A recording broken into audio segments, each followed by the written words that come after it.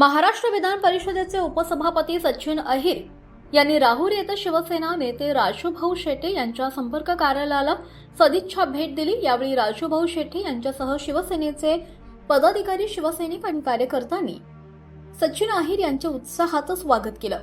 सचिन अहिर यांनी आपल्या दौऱ्याची सुरुवात शनी शिंगणापूर येथे शनी महाराजांचे मनोभावे दर्शन घेऊन केली। यावेळी त्यांनी राज्याच्या प्रगतीसह अहिल्यानगर जिल्ह्याच्या विकासासाठी प्रार्थना केली। दर्शनानंतर ते राहुरी शहरात दाखल झाले। राहुरी येथील शिवसेना नेते राजूभाऊ शेटे यांच्या संपर्क कार्यालयात त्यांचं आगमन होताच कार्यकर्त्यांनी जल्लोषात त्यांचं स्वागत केलं।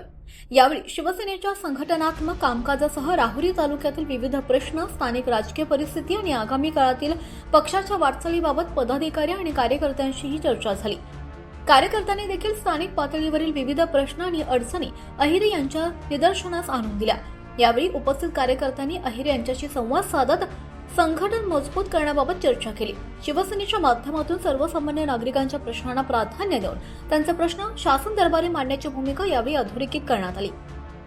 या भेटीप्रसंगी जिल्हा प्रमुख नितीन अवताडे, संपर्क प्रमुख बाळासाहेब पवार, देवेंद्र लांबे, शेतकरी सेनेचे रवींद्र मोरे, धीरज पानसंभळ, ॲडव्होकेट भाऊसाहेब पवार, बाळासाहेब वाघ, संदीप आढाव, राहुल तमनर, विजय उंडे यांच्यासह शिवसैनिक पदाधिकारी आणि कार्यकर्ते मोठ्या संख्येने उपस्थित होते। माहिती दिली ते ऐकून ते काय घडणार नाही असं वाटतं। आता याच्या पुढे अजून काय होते आपण सांगू शकत नाही, पण राहुरी तालुक्याची परिस्थिती सुधारण्यासाठी ज्या ज्या गोष्टी आपल्याला गरजेच्या होत्या तेवढेही आपण त्यांना सांगितलेलं आहे। आपण जर हे स्पष्टीकरणात आज बोललो तर आपल्याला त्याच्या अडचणीही पुन्हा तयार होत असतात, म्हणून मी जास्त तुम्हाला सांगत नाही, पण आपण सर्व काही त्यांच्या कानावर घातलेलं आहे आणि म्हणून येणारा काळ हा आपल्यासाठी शिवसेनेसाठी खूप चांगला असणार आहे। आणि आपण जर समजा शिवसेनेसाठी काम केलं तर शिंदे साहेबाला ताकद भेटेल आणि त्यांच्या ताकदीचा फायदा पुन्हा आपल्या ग्रामीण भागाला होईल, असं आपण काम करायचं आहे।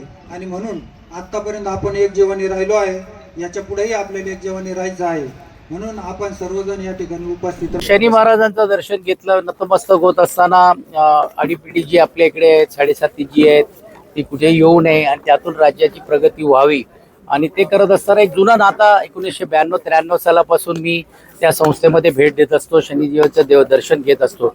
आनंद वाटलं की चांगल्या सुधारणा होत आहेत। अजून काही नवीन सूचना काही भक्तांची जे आहेत ते देखील विश्वासाने केलं पाहिजे, म्हणून मी आमदार लक्केजी असतील, इतर सर्व सहकार्यांना पण देखील तशातल्या सूचना दिलेल्या आहेत। आणि काही समस्या त्यांचे जर राज्य शासनाकडे असतील तर तेही देखील सोडवण्याची भूमिका घेण्याचा प्रयत्न होतोय। जिल्ह्याची एक महत्त्वाची समस्या आहे, 10 ते 15 वर्षापासून जो रस्ता हा महामार्ग ते मी आता होत नाही।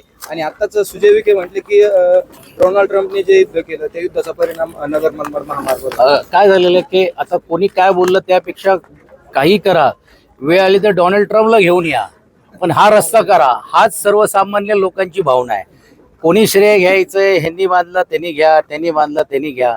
मात्र मी जे मला आठवते की मी 1988-98 पासून येतोय। पहिला एवढा वेळ लागायचा नाही जे शिर्डी ते शनी शिंगणापूर यायला, आता एवढा फिरून यावं लागतोय। म्हणून अनेक भक्तजन जे बिचारे येऊ शकत नाही किंवा परिस्थिती नाही ते होत आहेत, त्या अनेक गैरसोय आहेत।